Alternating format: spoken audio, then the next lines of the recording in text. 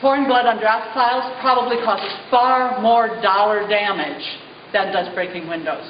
Now, why is one condemned and the other not? Authorities mentioned that they did find weapons and buckets of urine. We just said. They made it like secondly. We can address the buckets of urine. Okay. Well, I will speak to the first question in terms of items claimed. I mean, I don't think anyone here knows of anything regarding explosives, and I think as has been said many times, I certainly don't know, and I can only speak for myself, but I was heavily involved inside of making this space up over the last week, and particularly with regard to the buckets of urine, we really after the sheriff's department seemed to have such a fetish for scatology, we really we spent a long time thinking through and discussing with one another where this could have come from, and we finally did remember that there was an instance at a general town hall. We've been having many town halls to talk to local St. Paul residents to make sure that we touch bases with them and their community, to make sure that the activists coming in out of town would be in conjunction with the local communities here inside of St. Paul. And at one of these town halls, which we did in conjunction with other activists who've been organizing around, organizing marches and the like, they assisted us in organizing these town halls, and we were really there just to hear from the community. One person stood up in the background. I believe this was with Warehouse or Chapel in McAllister College. I'm not sure what time it was or what the date was that this town hall was. And this guy stood up in the back and he said, "What you guys really ought to do is throw piss at the Republicans." And everybody was sort of like, and he was sort of a sketchy figure. And I think we may have mentioned it to one another. Remember the P guy? A couple other times since. But that is the only instance that the only thing we know of. And with regards to the buckets and buckets, yes, there were buckets of gray water. Folks who washed their dishes and wanted to save water had some buckets in their homes, particularly those who were extra concerned. There's no urine in those, and I believe instead of one instance we can confirm that somebody who was living in a garage didn't have plumbing going out to that garage. Again, they raided so many houses.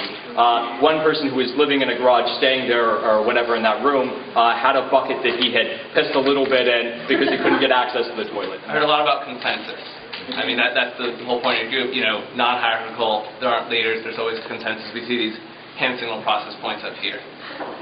I was part of your group in terms of observing, and there definitely were violent tactics by some people, whether they were active members of the core group of welcoming committee. Led leaders, I can't say. What I'm asking, though, is how do you personally feel that some people involved in the greater movement did engage in violent tactics? One, I want to clear up one misconception briefly.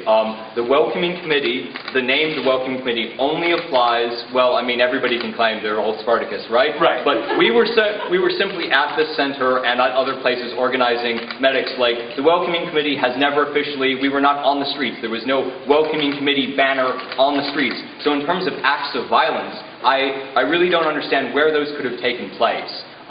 There's simply no location where those could have happened. And when the cops, came in and smashed our faces against the floor, the only violence... No, I'm talking about, on the street during that first day.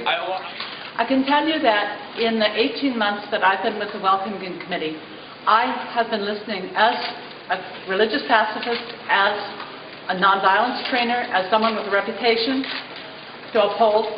I've been listening really carefully to what's been discussed in the Welcoming Committee. I've been listening to what's been talked about. I've been present at the action camp that was named in the affidavit. And I've been assessing all the time whether I want to keep on this track. And I've been answering myself yes every time I ask that question. The definition of violence itself is very slippery. In some cases, property destruction is considered violence, and some cases it's not considered violence by the very people that I work with the most closely in the peace and justice community. The definition of violence itself is slippery. Second point, tactical innovation that I spoke about before for nonviolent direct action is not going to come from the center. It's not going to come from the folks who have been organizing marches and rallies and doing a good job of it and doing it well. It's not, but they're not the innovators. The innovators are the people who are dissatisfied with that model. And that's the people in the welcoming committee, and that's the people we invited to come here. I can tell you that I personally did not and probably wouldn't smash the Macy's window. But I'm not going to condemn the person who did it. Why? I don't know what's going to come of this. I think that The window was placed. I mean, that was what resulted in it. Yeah, okay.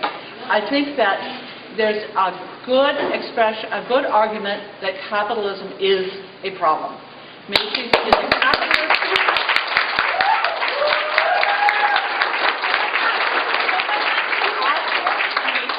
And what about the people that, make their living and... So, part of consensus process is also not interrupting, and I know it's anarchist organizing is difficult for some members of the media to comprehend, but we have this Trump right next to him about consensus process, so we'd appreciate not interrupting.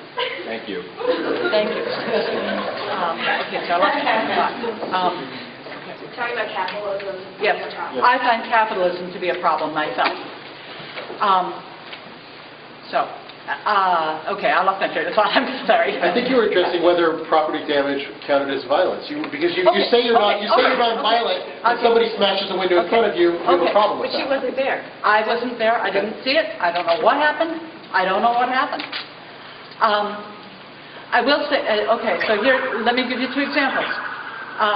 Smashing windows on the one hand, pouring blood on draft files on another hand. Now, both of those are property destruction.